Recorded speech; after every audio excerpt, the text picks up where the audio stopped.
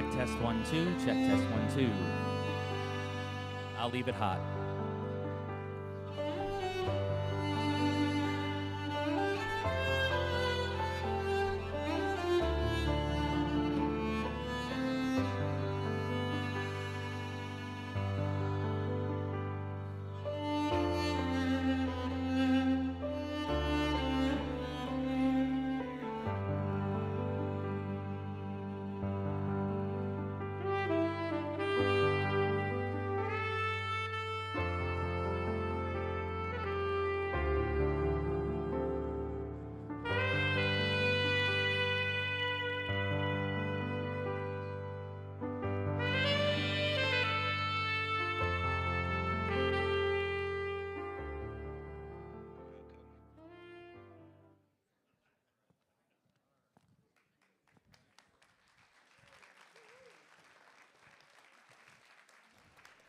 Hello, everybody. Welcome to West Shore Community College. How are all doing tonight? Hello, all. Welcome to West Shore Community College. How are we all doing tonight? It's great to see you all. It's been a little bit of time since I've gotten a chance to do a little curtain speech and say hi to everybody. This is the beginning of our 2023-2024 Performing Arts Series, as our first show with Yosho Stefan, unfortunately, was canceled due to illness, international artists coming over. So we appreciate that we had 220 seats sold for that show about 4 days beforehand. So that would have been sold out too, and it's a great house tonight. So thank you for supporting us. Just want to thank everybody for being here. I want to thank our donors and our sponsors. This is being live streamed. This is being live streamed with our new Performing Arts video broadcast studio. And there's a bunch of people behind the scenes working to get this on film and get this out to cyber world out there on social media. So we're happy about that. So want to talk about this really quick. Yes, this is new for us. And I know it's new for some of you, and it's a little growing pains. And if we find that we need to print some more of these programs, we will do so. But right now, we are trying to use different methods. So what you need to do is when you come in here, go to Wi-Fi, go to our Performing Arts guest. You'll get on the Wi-Fi. You'll take a picture of this QR code, and everything will pop up on your phone. So again, I'm hearing you. If you don't have a phone, we will make sure we have some hard copies available. This is new to us, so I heard you. So, we're excited to have the Millennium Brass here. Marty Erickson is a hometown favorite, right? You know, born and raised in Scottsville. Many friends out there. Yes, give him a round of applause. He told me not to do this, but I'm going to do it anyway. But the music world is a very small world. You have people like Edgar Struble here and others that all have this intertwined relationship due to music. Rich Illman is in this group, and I was an undergrad at Michigan State when Professor Illman was my applied trumpet teacher for music education. So it's such a unique, small musical world, and we've had a chance to hang out with these fine folks for 2 days now. And they've been wonderful. They're wonderful to have. And I know you guys are going to love the show. So let's give a huge West Shore Community College. Oh, I have one more thing. Sorry, I lied. I do want to thank West Shore Community College. And I do want to thank our president, Scott Ward, who is not here tonight. But we do have Bill Anderson. Where are you, Bill? President Emeritus, yes, of West Shore Community College, and Anna Anderson. They come to all of our shows and are really supportive. So I just thank you for being here, as always. We love you guys. And now, without further ado, please join me in welcoming to the stage the Millennium Brass.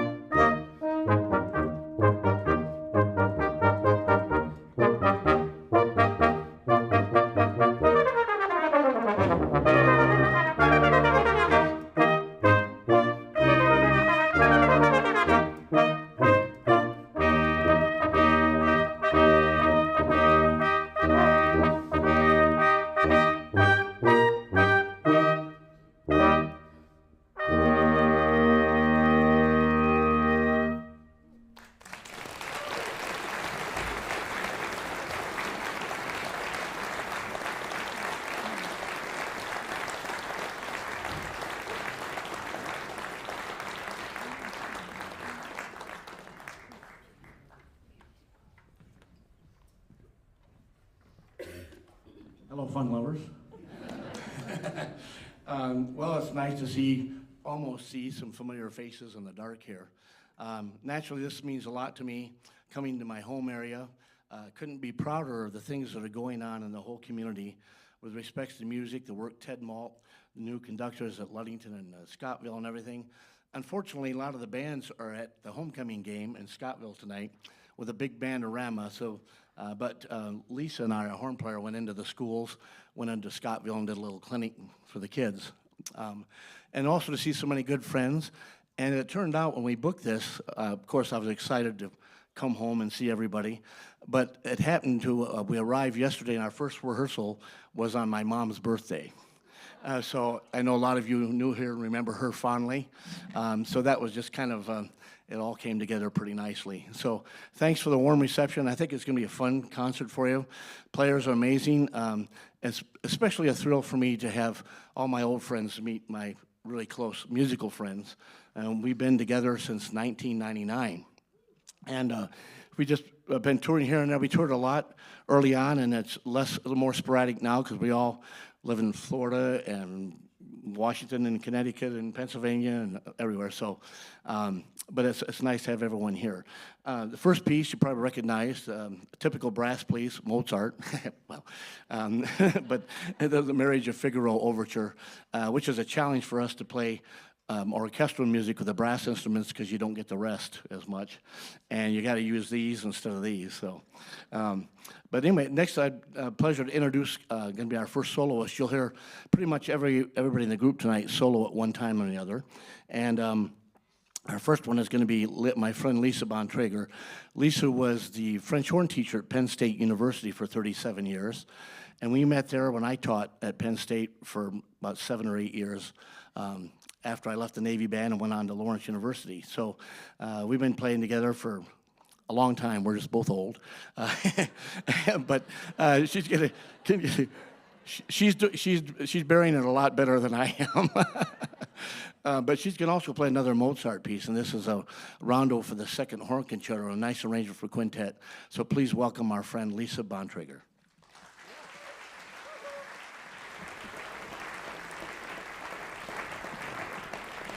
I just wanted to add that I'm actually from Michigan. I'm from a dairy farm in St. John's, Michigan. So I'm proud of that.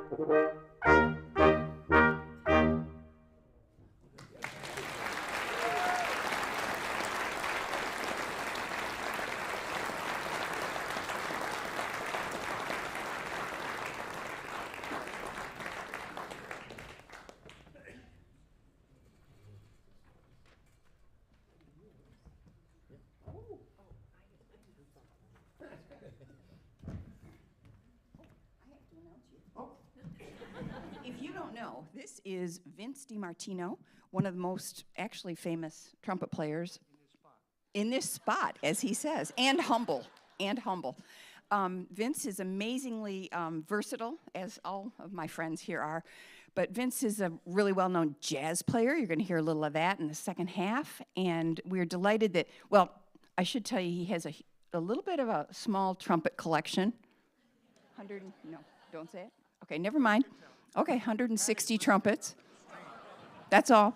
So he's going to play one of his fun trumpets tonight, and the secret is a secret until after he performs. This is The Queen of Love by John Philip Sousa.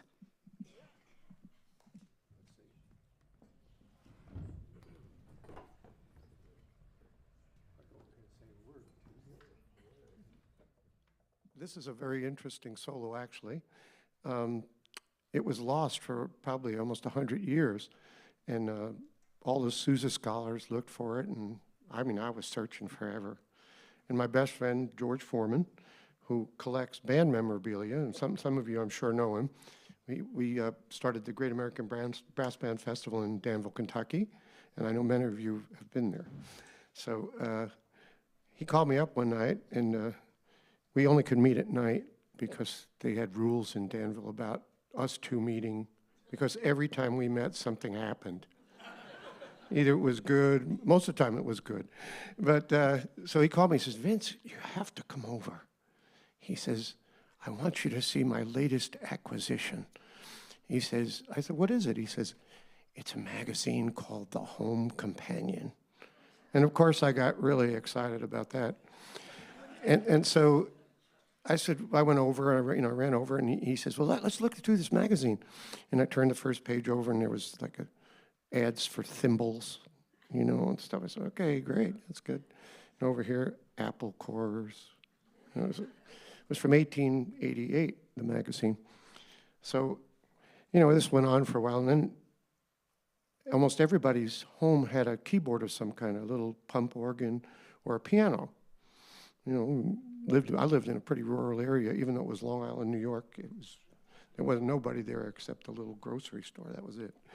And so I looked to the magazine and started looking at all the little pieces that they published in this Home Companion magazine for people to play and play along. And the first one I said, oh, Apps, they made those sappy songs. Oh, boy, let's turn that one over, this one. And I said, Sousa? Sousa? What's Sousa? Well, it comes to find out that the only place that this solo was ever published was in that magazine. And George found it, and we had 7,500 copies of it printed up and given to all the Trumpet Guild members, because at the time I think I was president of the Trumpet Guild then. I don't remember. It's a pretty nebulous time. But we're going to play this for you, and we'll see if you like it. I've changed it into a kind of a specialty piece using this very special instrument, and you'll see what it does. What's it called, Vince? What? I'm not telling. I am not going to. Oh, the piece. Oh, the piece. What, you say it. You already said what the piece is. See, this is what I have to deal with. It's called The Queen of Love, and it was written in 1879 by John Philip Sousa. Oh, my goodness. I'll knock one of them over tonight. Okay.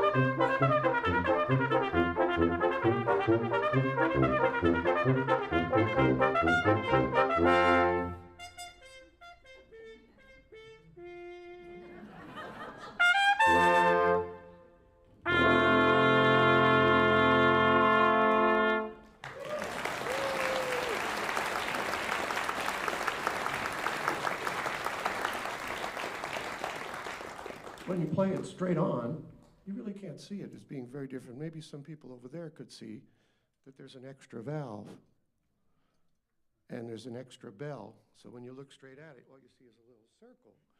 See? So if you're playing, I'll play it sideways.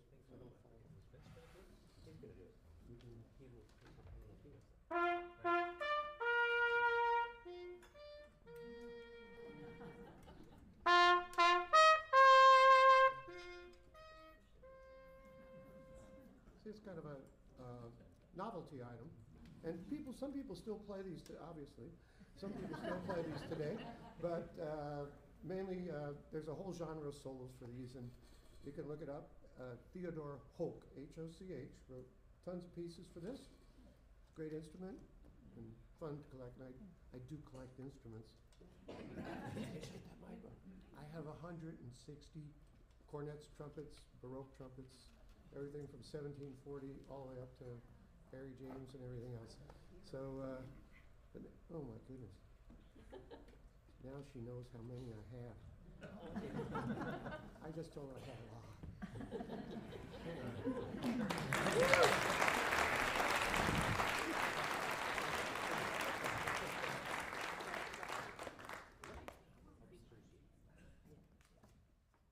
Hi, everybody. Thanks for being here. This is a real treat for us to get together and play again. This is, we have a saying that music is what we do in between meals.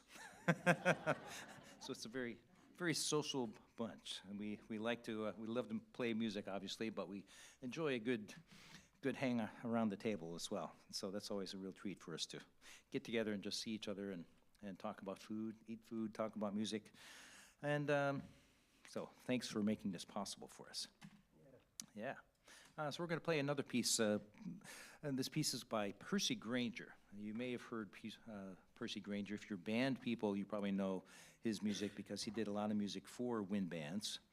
And he was one of his things that he's famous for is being a composer, but also he was one of the first people, or one of the people during the 19th, 1800s that were exploring indigenous and local common music and incorporating that into so-called art music. And so he would go around, and he was alive at the early days of recordings, and he would actually go out and record people, and this is, we're going to play The Shepherd's Hay, and this is, a hay is some sort of a song, and this is a song that he recorded and orchestrated way back when. Shepherd's Hay by Percy Grainger.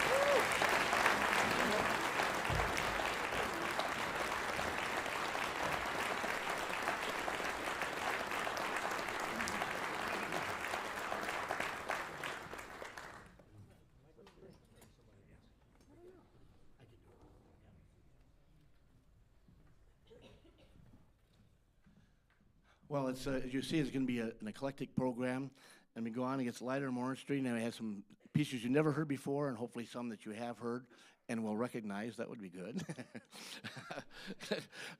We have another special time now. You might have heard Ted Malt mention the name Rich Illman. Rich was at Michigan State University professor of trumpet for a number of years, and also principal trumpet of the Lansing Symphony and Flint Symphony.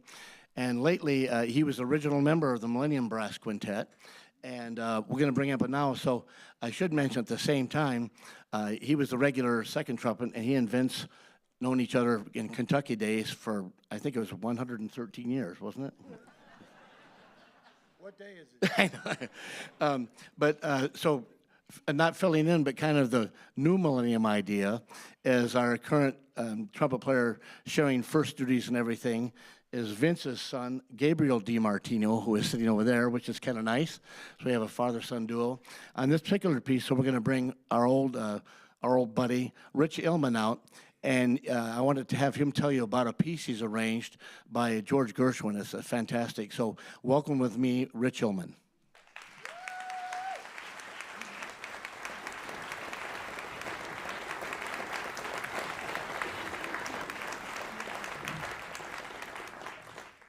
Well, I tell you what, it's a real honor to be back with the Millennium Brass. And the piece that Marty mentioned is a piece called Prelude Number 2. Do we have any piano players out there in the audience? Probably a few piano players. Well, I heard this piece one time, and I thought it would be great on brass instruments, because you know what? There's a lot of things you can do on the brass instruments that you can't do on the piano. So anyway, this arrangement is going to feature some of those things that you can do on brass instruments that you can't do on the piano, including the plunger. How many times have you seen a plunger on the piano? So anyway, this is the Gershwin Prelude Number 2. Gershwin's got to be one of the most famous American composers. Hope you enjoy it.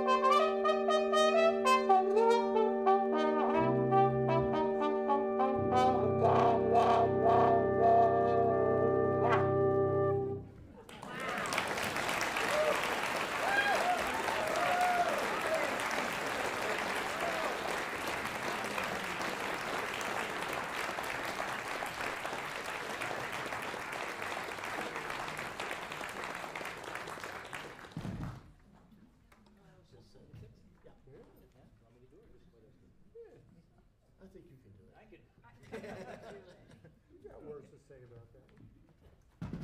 While he's making way to the microphone, this is Gabriel DiMartino.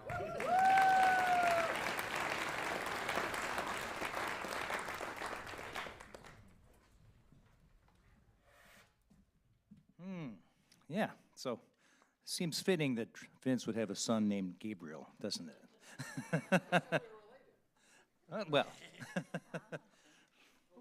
that's true. That's true.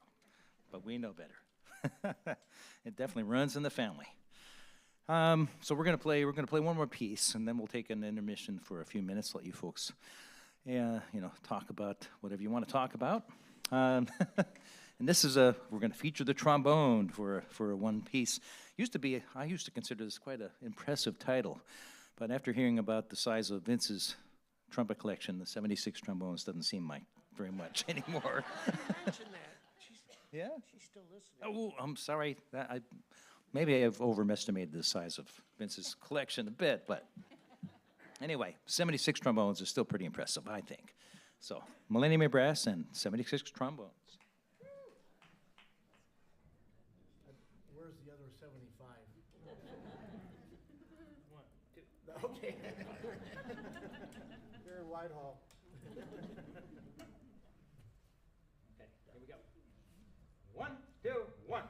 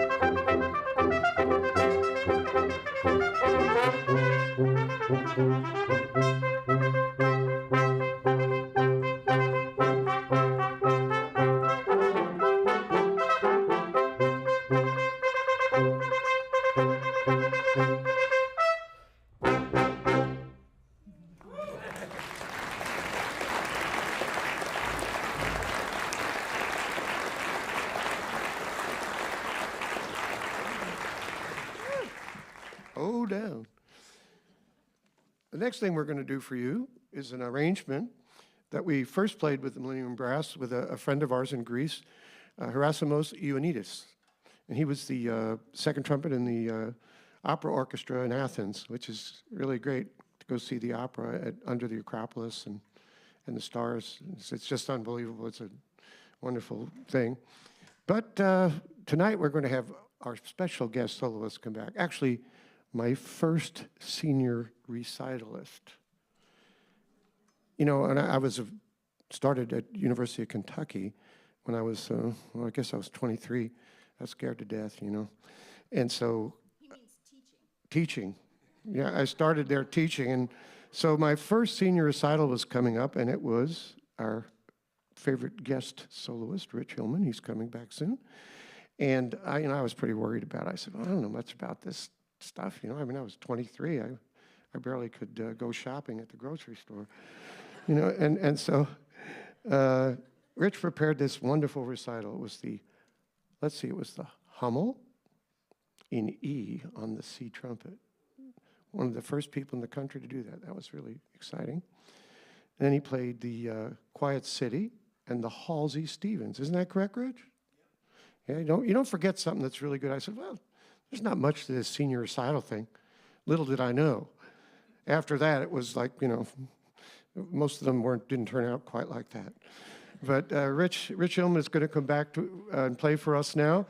And we were lucky to be colleagues for over 50 years. And in one way or another, and I really wasn't his teacher. I used to just steal everything he did. It was pretty easy. And so he's going to play for you the Concerto de Aranjuez, which is the second movement of the Rodrigo guitar concerto. Rich Illman.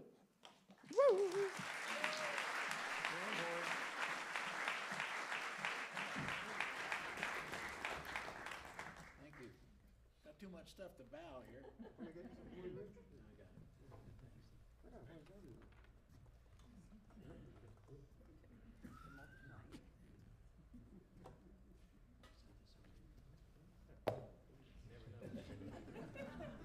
Yeah, you just can't leave home without your plunger. I have a whole garage full of sticks, though.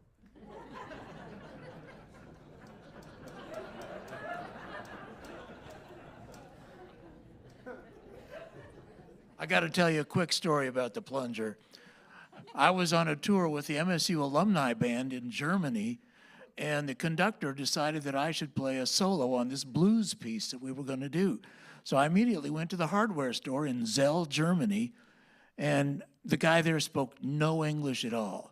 So I tried to, gesture and say, so he finally figured it out, and he took me over there and had this nice plunger there. But then I went to buy it, and I gave him the stick. And he gave me the strangest look. What are you, crazy American? What are you going to do with that? Anyway, there's a plunger story for you.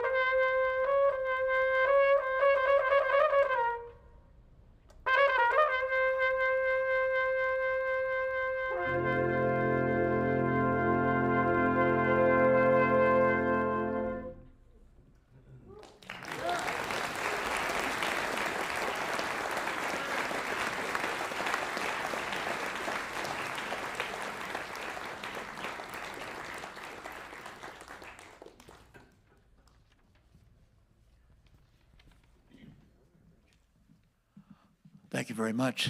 The next piece we're going to do is a piece that I arranged for the group back in the day, and it's kind of an unusual piece. The name of the piece is Cancel My Subscription. And it's actually about reincarnation, believe it or not. It's called, the full title is Cancel My Subscription to Time. And it was written by a woman named Anna Rugas, who lives in New Zealand now, but she used to be a backup singer for Cat Stevens, Van Morrison, the Kinks, and her husband was the chief recording engineer for the Fillmore West in San Francisco.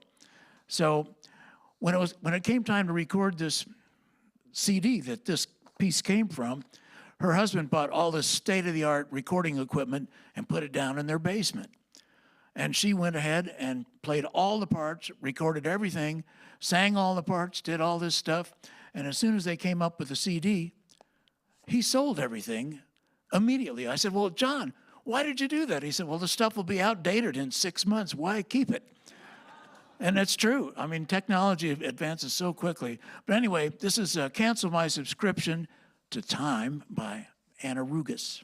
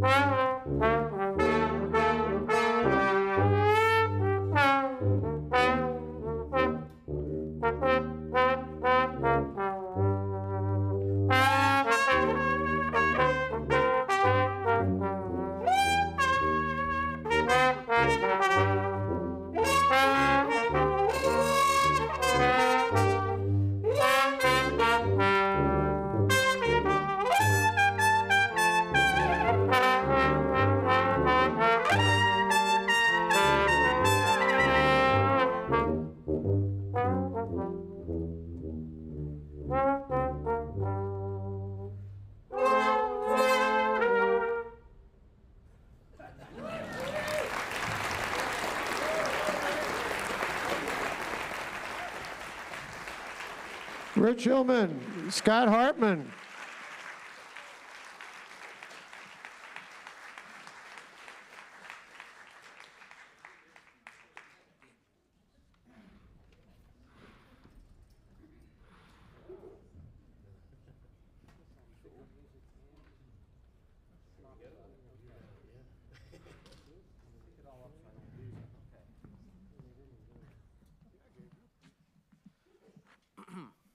All right, so hello. Wow, hello. So not only have they given me the most power by letting me speak last, but you guys are responding. This is not a good, you guys gotta do your part and keep us kind of under wraps, you know? We're gonna have too much fun otherwise, and it's gonna get crazy. But I wanna talk about our next piece, but as I said, they've given me all this power, and I have a few things to say. The first of which is that I don't know how, the nicest way to say it is I grew up listening to this group, and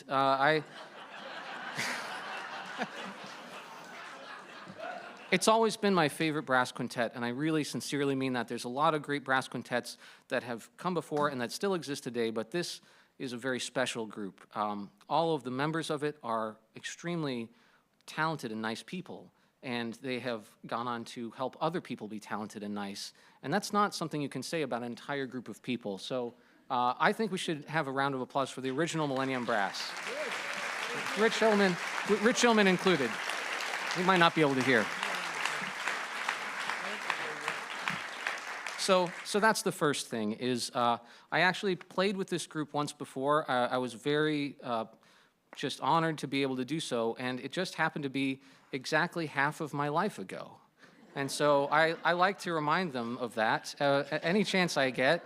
But what the astounding thing is that the group sounds almost exactly the same, if not better, and it's only harder for me to play for some reason than it was when I was, well, I won't say what age I was half of my life ago, but we're nearing that hill that everybody keeps talking about. So that's the whole thing that I wanted to just speak on. The other thing, and I want to correct this for the record, Patty, if you're listening.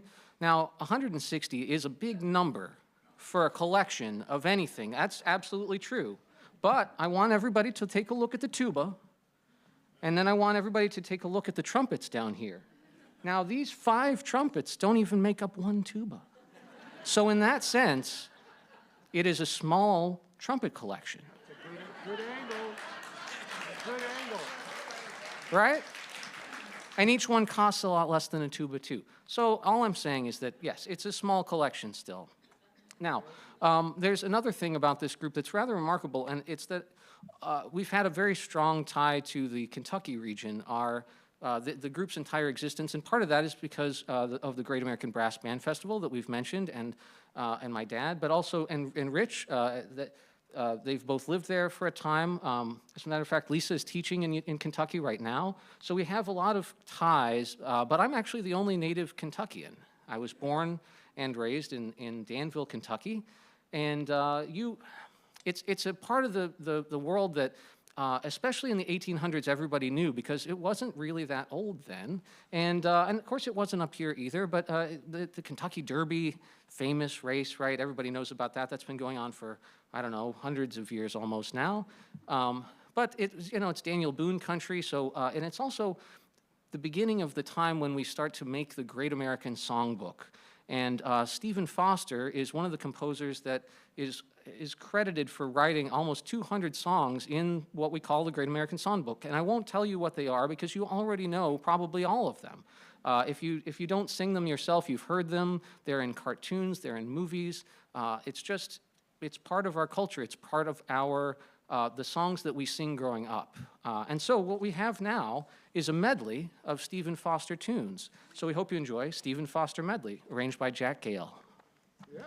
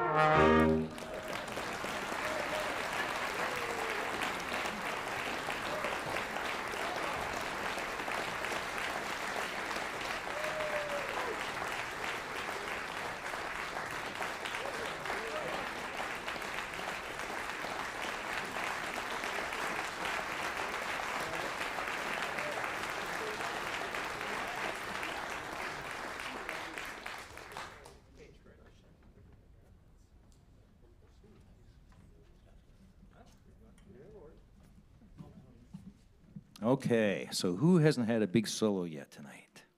Marty! It's Marty's turn. Yeah, and that's why you all came tonight, to see Marty and hear Marty play, so. Well, you will not be disappointed, because Marty is amazing, as you all know. And, the whole world knows that Marty is incredible, so it's a real treat always to stand next to him and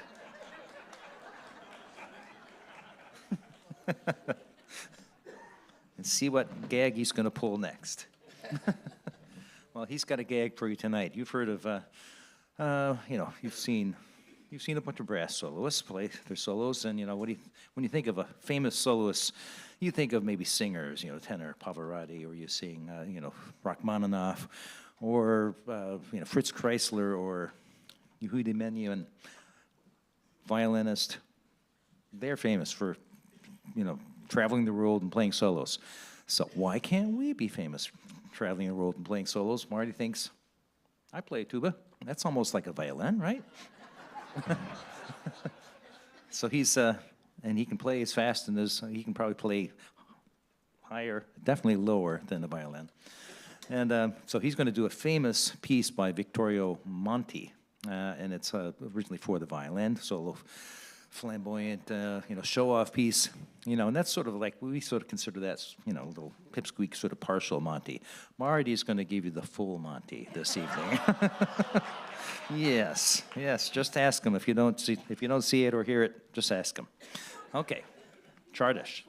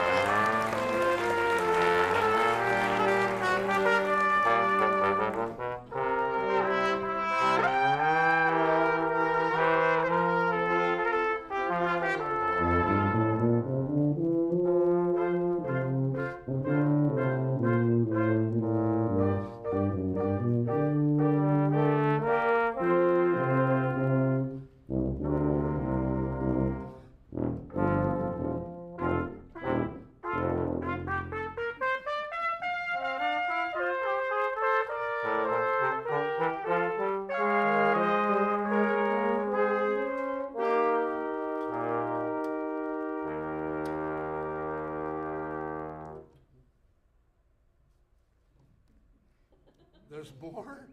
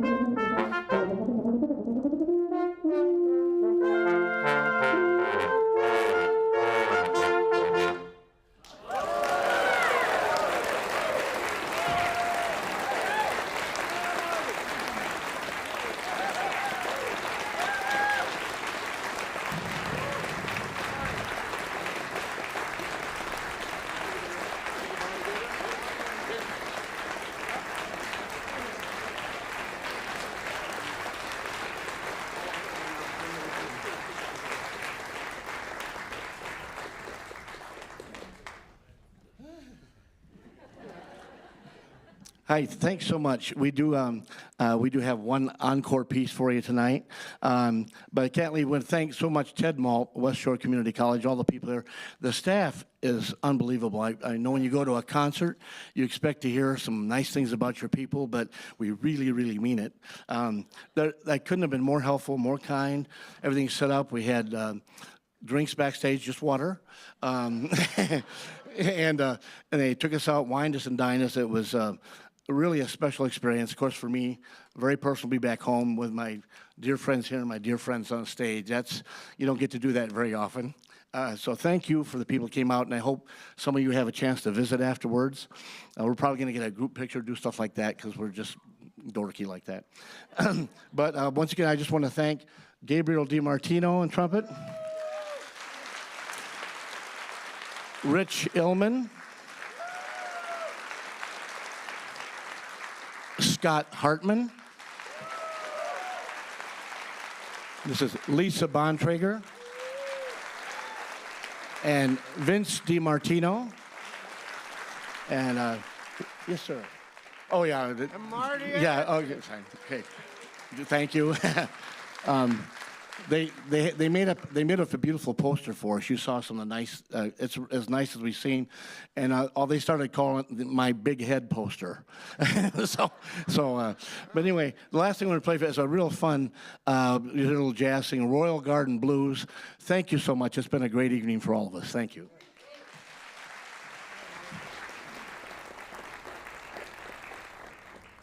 This is for my brother Al.